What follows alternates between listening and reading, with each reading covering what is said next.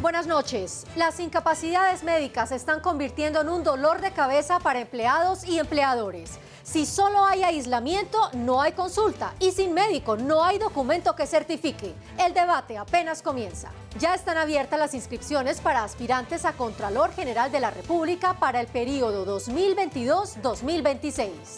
¿Hasta cuándo los padres tienen que aguantar abusos en costos de listas escolares? El Senado toma nota para que no se siga perdiendo el año en esta materia. La creación de empresas en el país creció en un 10,6%. Confecámaras asegura que el sector servicio fue el que más empresas aportó a la reactivación económica. Pico y placa de todo el día en Bogotá, Medellín y Cartagena convence, siempre y cuando se regulen los impuestos vehiculares, dicen expertos.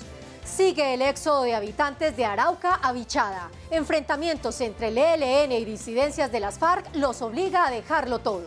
A solo 6 meses de posesionarse un nuevo Congreso en Colombia, se mete acelerador a definir el futuro de varias leyes que están en marcha. En esta emisión les contamos cuáles son. Las nuevas directrices del Gobierno Nacional indican que si hay síntomas de COVID-19, los ciudadanos solo se aíslan y no hay pruebas ni consultas. Pues bien, esto está desencadenando gran cantidad de quejas, tanto de empleados como empleadores, pues solo un médico certifica incapacidades y a muchos empleados les exigen este documento en sus empresas. Ante el aumento de contagios por COVID-19, el Ministerio de Salud y del Trabajo expidieron una circular para la entrega de incapacidades médicas. Todas las personas con síntomas de COVID-19, como flujo nasal, dolor de cabeza, fiebre o malestar general, deberán aislarse durante 7 días continuos. Para esto no se requerirá de prueba diagnóstica, excepto los mayores de 60 años, pacientes con enfermedades de base o menores de 3 años. Para algunos profesionales de la salud, la medida de restringir las pruebas solo a unos grupos poblacionales aumenta el riesgo de contagio. Los 40.000 casos nuevos diarios que en algún momento dijo el presidente que íbamos a tener, y posiblemente muchos más, ya no los vamos a ver, porque no se están haciendo suficientes pruebas para identificarlos.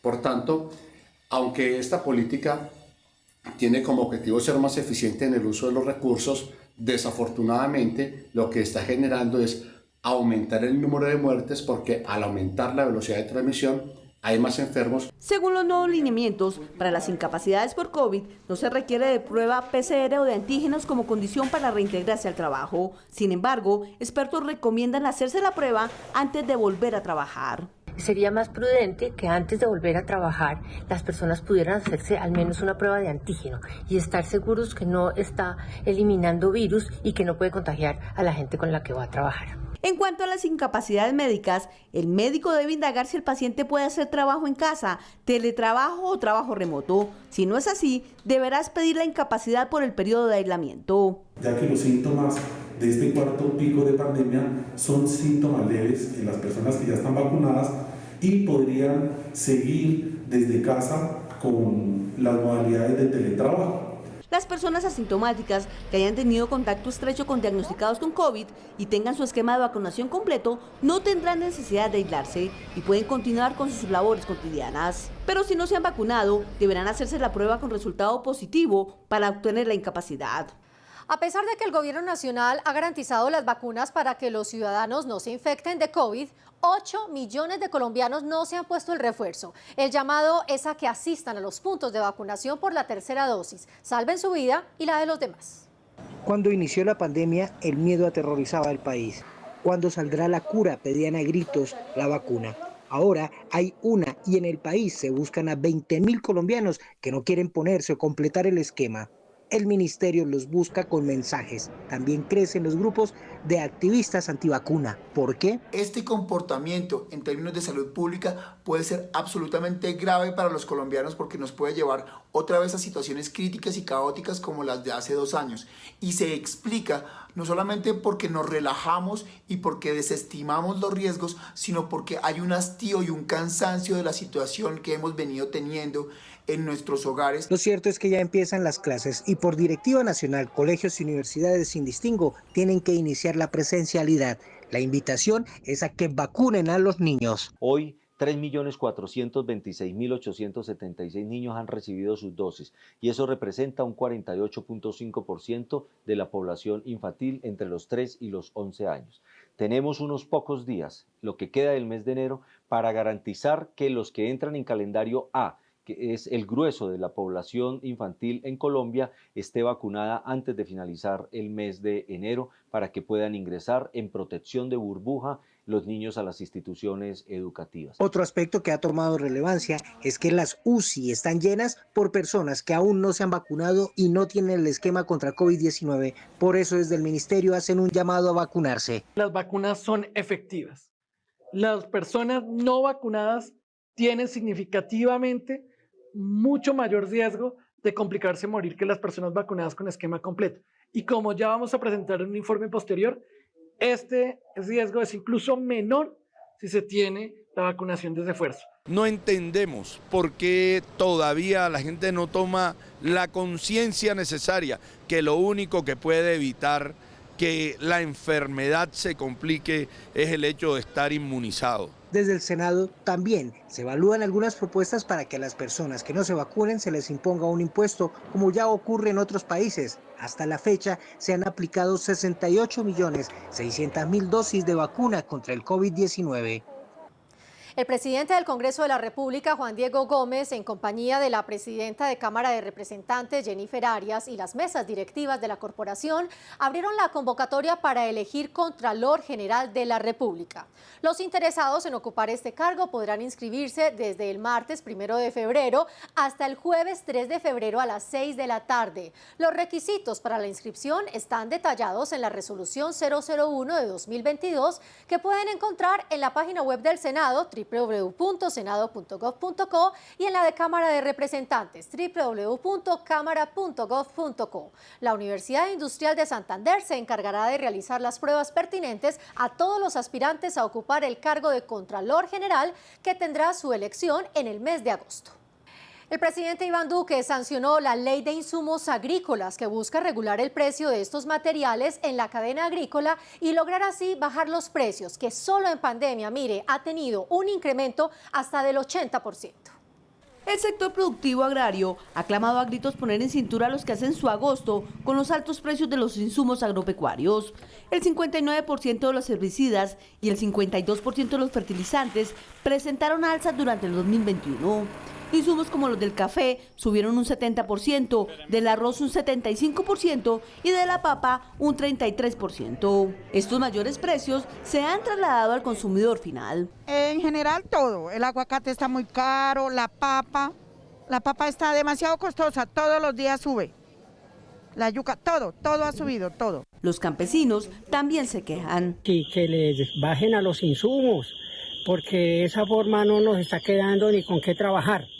Todo se va, la mayoría es en gastos y no nos queda para seguir produciendo. Para parar estas alzas, el Congreso aprobó la Ley de Insumos Agropecuarios, que ya fue sancionada por el presidente Iván Duque, y establece la creación de un observatorio para vigilar los precios y regularlos. Va a permitir no solo tener una comisión de insumos agropecuarios, tener un sistema de información de precios de los insumos agropecuarios, definir una política en materia de insumos agropecuarios, sino también tener una regulación prudencial de precios.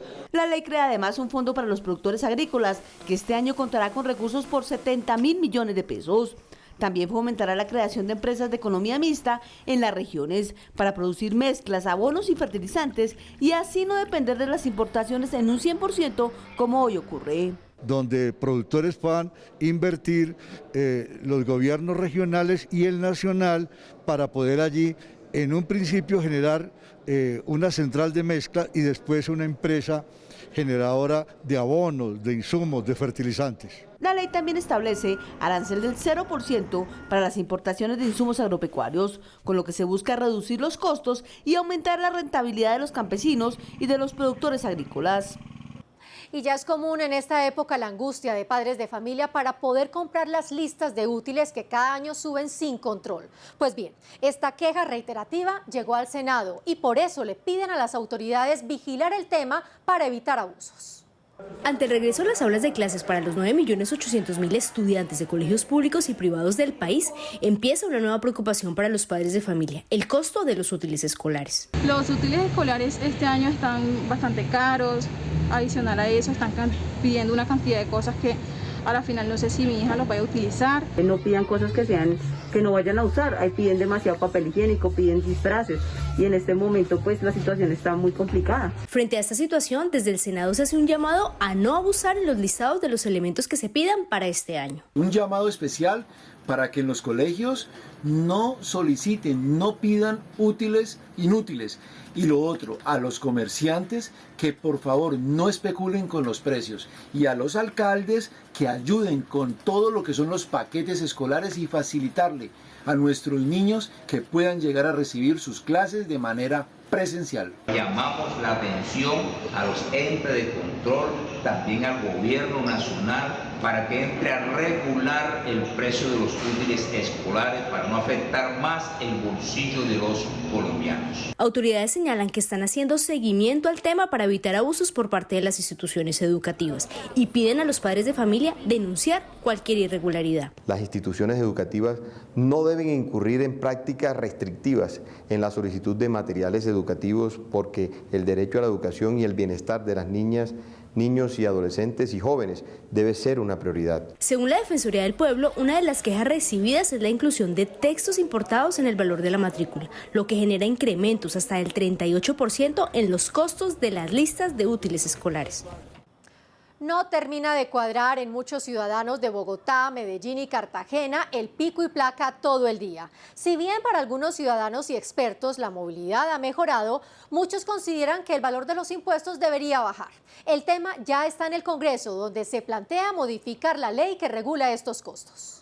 Luego de varios días de haber adoptado la medida del pico y placa todo el día en la capital del país, la percepción que tienen los habitantes es positiva. Es congestión para todos, eso es muy bueno. Yo soy propietario de vehículo y es muy satisfactorio eso. Por lo menos ahorro tiempo y la congestión no es tanta. Muy bueno porque el que tenga que sacar su carro pues lo saca y el que no pueda pues no lo saca y en el día entonces siempre va a dejar espacio, más desocupaditas, se pueden transitar mejor. Para otros, aunque la medida ha ayudado con la descongestión vehicular y ha acabado con las largas horas de trancón, les ha afectado su bolsillo. Por esto muchos piden que se modifique el pago del impuesto, ya que aseguran no están haciendo uso de él todos los días del año.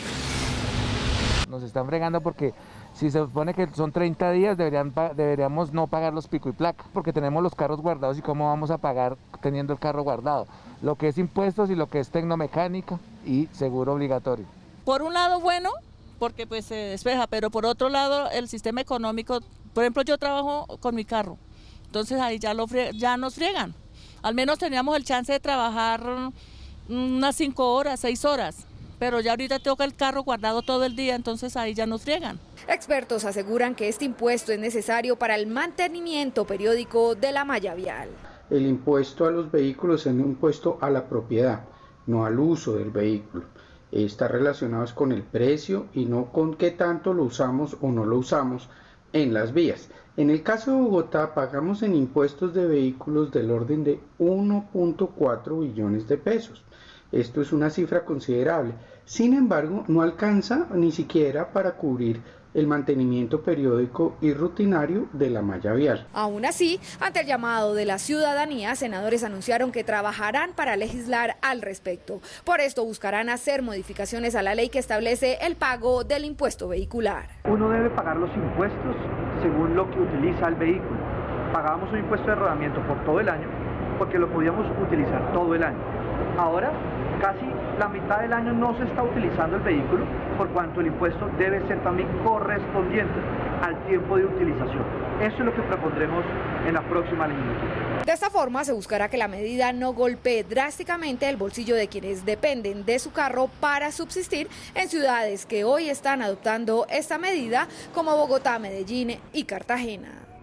La reactivación económica en el país sigue por buen camino. Según Confecámaras, en 2021 hubo un incremento del 13,1% en la creación de empresas del sector servicios. Le siguen comercio, industria y construcción. Paola Alfonso nos amplía este informe. El año pasado se crearon 307.679 empresas, un aumento de 10,6% en comparación con el 2020. Cifras positivas para la reactivación económica del país. Las leyes que se aprobaron en el Congreso de la República que buscaron la reactivación económica, los alivios financieros, las estrategias para dar más oportunidades laborales, todos los colombianos ayudando a esta reactivación económica han hecho posible que se generen y se creen más de 300.000 empresas. El 61,3% de estas nuevas empresas son de mujeres y el 38,7% de hombres. Cifras destacadas por algunos de los representantes de los gremios empresariales. Y las mujeres y las micros han demostrado una vez más su capacidad de resiliencia para recuperar esas unidades productivas y ellas liderar nuevas unidades de negocios. Según las cifras reveladas por Confecámaras, el 52,2% de las empresas creadas generaron al menos un nuevo puesto de trabajo. De allí la importancia del crecimiento empresarial para la reactivación económica del país. Y va en línea a nuestro proyecto de ley que permite que las cámaras de comercio entreguen de forma gratuita el registro mercantil a las ventas ambulantes o economía popular en nuestro país. Todo nuestro compromiso con la generación de empleo en nuestra nación. Se espera que las medidas aprobadas por el Senado sigan permitiendo el crecimiento empresarial en el país durante este nuevo año. Colombia empezó un año con escasez de muchos de los productos que llegan mediante la importación. Las causas van desde medidas restrictivas por COVID, crisis de los contenedores y el precio del dólar. Por eso, la propuesta desde el Congreso es a plantear salidas para no depender tanto de otros países y, de paso, apoyar la industria nacional.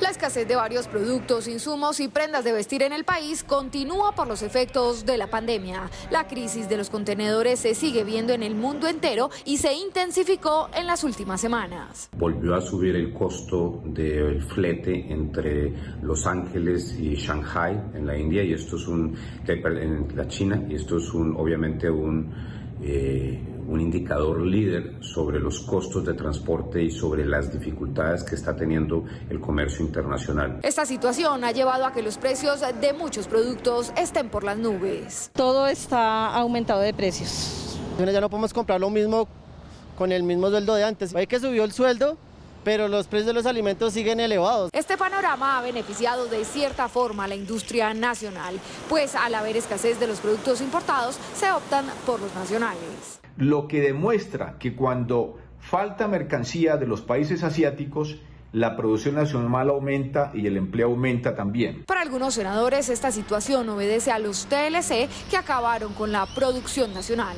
Por esto hacen un llamado a privilegiar el producto colombiano para no depender de otros países ante una situación de emergencia como la que se vive hoy en el país. Y todo lo importamos. Hay que aplicar aranceles para defender el producto colombiano y que los colombianos también con eso consumamos producto colombiano. Acá nos están diciendo que el mundo tiene otras prioridades que no son Colombia. Por eso el gobierno nacional debe impulsar todas las campañas para apoyar a los emprendedores, a los empresarios colombianos, porque nosotros tenemos que abastecernos con lo nuestro. Colombiano compra colombiano. Colombia hoy importa legumbres, frutas, verduras, café, azúcar y pescados, entre otros productos que también se producen en el país. Por esto el llamado desde el Senado es a promover los productos nacionales.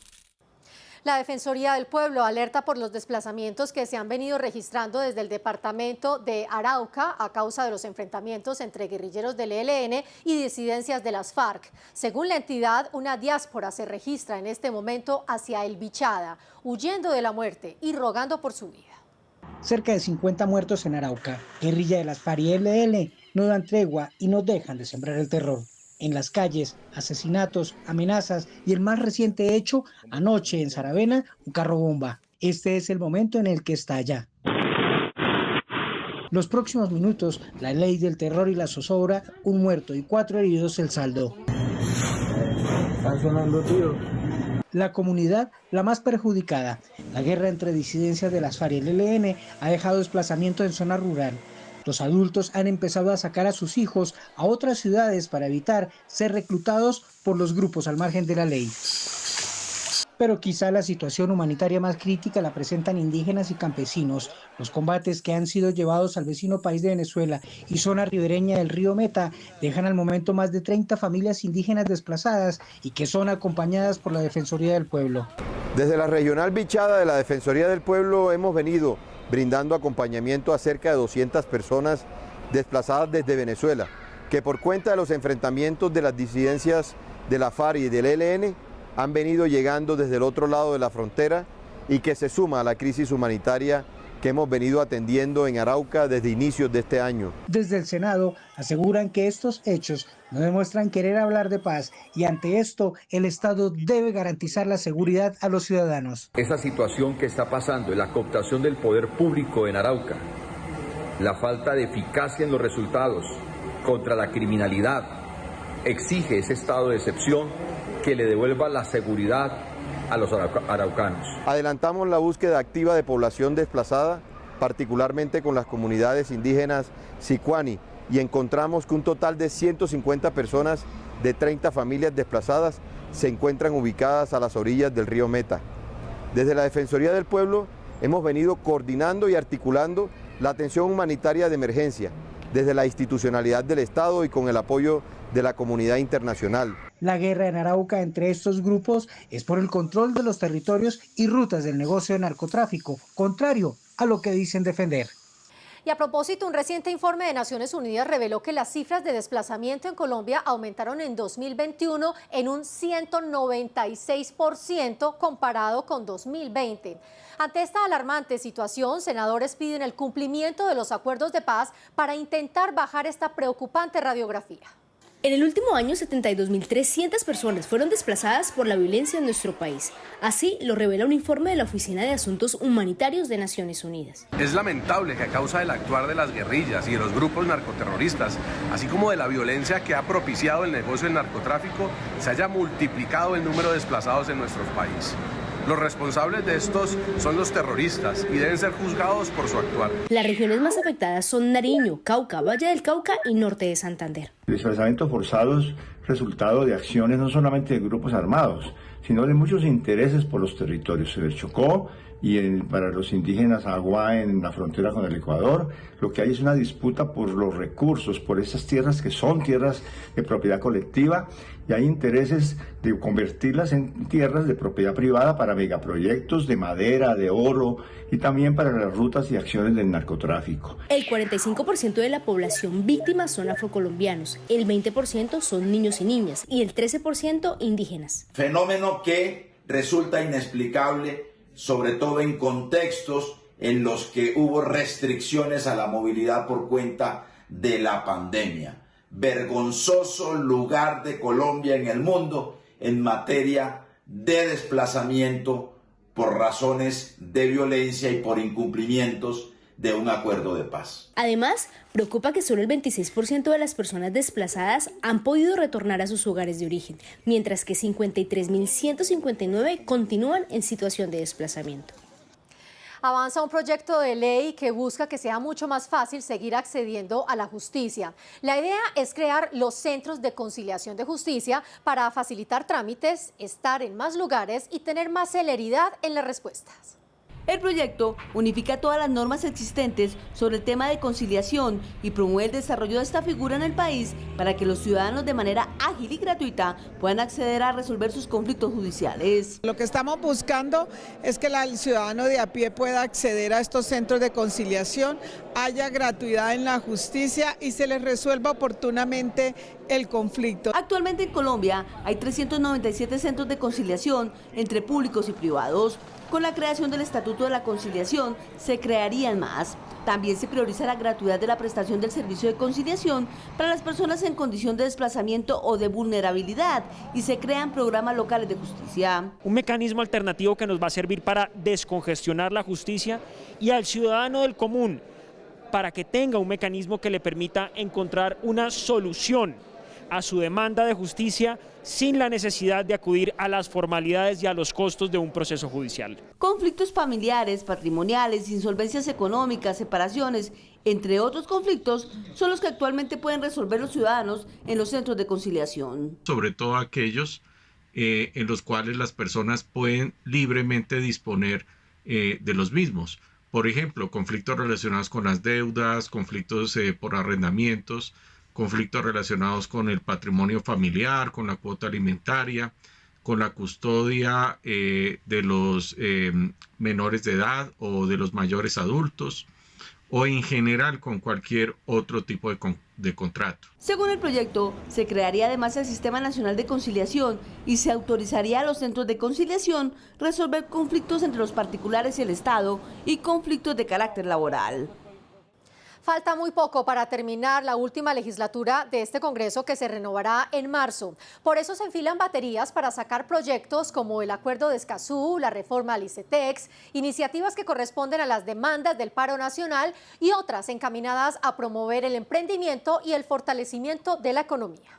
En la recta final, senadores impulsarán iniciativas de autoría legislativa importantes para los colombianos. Aunque son varios los proyectos de ley aprobados en este cuatrenio, aún quedan algunos por debatir antes de que llegue el nuevo Congreso. La ratificación del Acuerdo de Escazú, es imposible que Colombia no ratifique este acuerdo que la compromete con la defensa del ambiente. Asimismo, los proyectos que fueron radicados por el Comité Nacional del Paro y la bancada alternativa, que tienen que ver esencialmente con la renta básica. Además del proyecto de ley que busca regular la pólvora, penalizar el acoso callejero y el que busca dar segundas oportunidades laborales a las personas pospenadas, en la agenda legislativa también estarán iniciativas en pro de la población juvenil. La reforma del ICETEX, que debe ser complementada con la generalización de la matrícula cero para poder acceder a la educación pública, gratuita y de calidad por parte de todos los colombianos. Continuar con el trámite de la ley orgánica para reglamentar el distrito de Medellín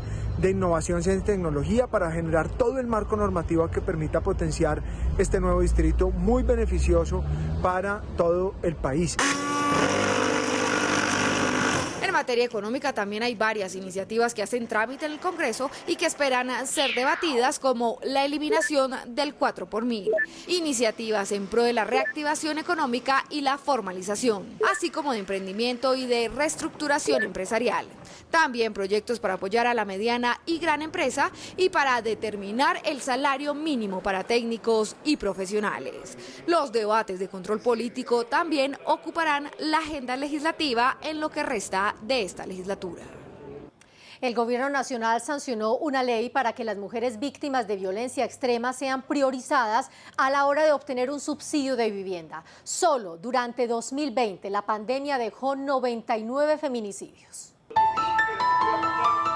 ¿Cuántas veces yo le tengo que decir que eso no es suyo? Uno de los flagelos que enfrentan las mujeres que son víctimas de violencia intrafamiliar es que muchas veces tienen que seguir conviviendo con su agresor debido a que no cuentan con la posibilidad de irse para otra vivienda. Por eso la senadora Nadia Ablel lideró una ley para que las mujeres categorizadas con violencia intrafamiliar agravada sean priorizadas a la hora de solicitar un subsidio de vivienda para comprar casa. Esta ley no solo define qué es la violencia de género extrema, sino que garantiza que aquellas mujeres que han sufrido algún tipo de violencia, ya sea física, sexual, patrimonial o incluso aquellas que han sido agredidas con ácido, puedan acceder de manera prioritaria a los subsidios de vivienda que ofrece el Gobierno Nacional. La medida busca proteger a mujeres que hayan sufrido violencia física, sexual, psicológica, patrimonial. La certificación de estas se pueden acceder a través de medicina legal. Colombia está en mora de protegerlas, de garantizarles su bienestar. Con un acceso a una vivienda propia, todas estas mujeres podrán desarrollar un proyecto de vida libre de violencia. En Colombia, una mujer es víctima de violencia de género cada 23 minutos. Durante el aislamiento preventivo obligatorio al que fue sometida la ciudadanía en el 2020, se presentaron 99 feminicidios y 5.969 agresiones al género. A ustedes gracias por acompañarnos. Les recordamos que vacunarse es la única forma de frenar las variantes del COVID-19. Todos debemos tener el refuerzo. Los esperamos en nuestra próxima emisión. Hasta entonces.